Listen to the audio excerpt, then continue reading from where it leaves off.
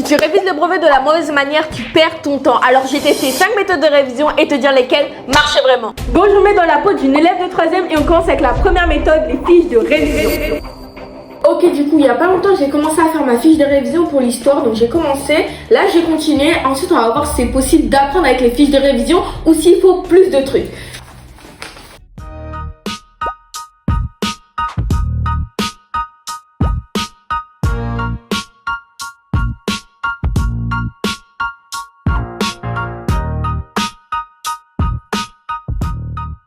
J'ai terminé ma fiche de révision, finalement ça a été plus rapide que prévu. Donc honnêtement les fiches de révision c'est super pour synthétiser ton cours, le comprendre. Mais pour ce qui est de l'apprentissage c'est bof bof. Parce qu'en fait à part le relire tous les jours, je vois pas comment tu peux ancrer ces informations dans ta tête. C'est pas super actif, c'est surtout passif. Mais c'est bien pour se remettre dans le bain. Donc je trouve que cette méthode elle est quand même efficace. Mais voilà, à combiner avec d'autres méthodes plus actives pour être plus efficace dans son travail. Et justement on passe à la deuxième méthode. Deuxième test, donc là on va s'entraîner avec des sujets type brevet. Donc vu que moi je suis en seconde, j'ai utilisé l'IA pour me faire en fait un brevet mais adapté à mon niveau. Et si vous êtes en 3ème, utilisez un maximum des annales. Faites des annales, trompez-vous, corrigez, mais c'est vraiment ça qui va vous permettre d'être prêt le jour de l'examen. Donc voilà, j'ai tout dit, on va tester ça et je vous dis juste après. Ok, bon voici un sujet type brevet que l'IA m'a fait en 5 secondes chrono.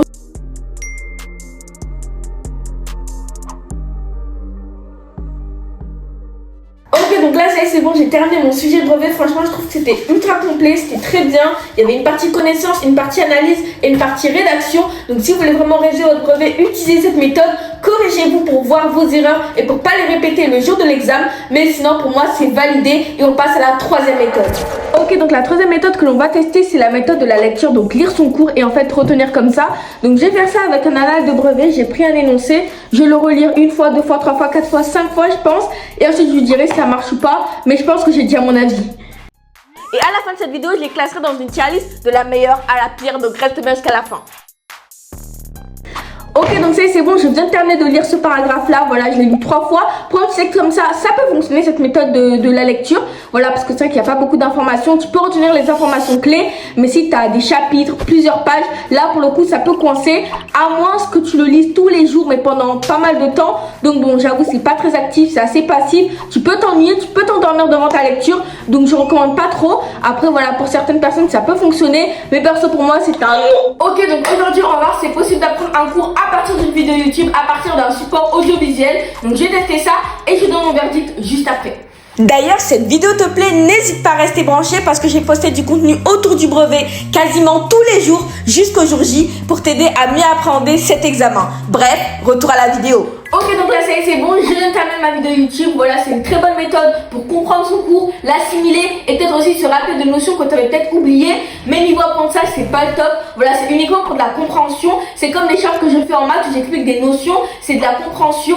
Après, si vous voulez vous entraîner, si vous voulez vous exercer, là pour le coup, il faut des exercices, l'IA, les annales. Mais voilà, c'est uniquement un truc de compréhension, donc c'est très bien. Mais voilà, à utiliser en début de chapitre ou en fin de chapitre pour être sûr d'avoir bien compris.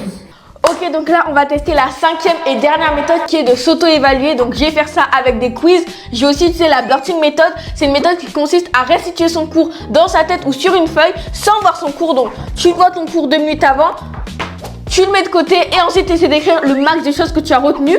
Et ensuite avec un stylo rouge, tu vas noter les trucs que tu as oubliés. Donc je vais faire ça, je teste tout et je vous dis juste après. Et voilà, ça c'est vrai que c'est un moyen super rapide de se tester, voir ce qu'on connaît, ce qu'on connaît pas. Maintenant on va utiliser une méthode un peu plus lente mais quand même plus profonde. Et là vraiment on peut vraiment savoir si on est prêt ou pas pour le contrôle.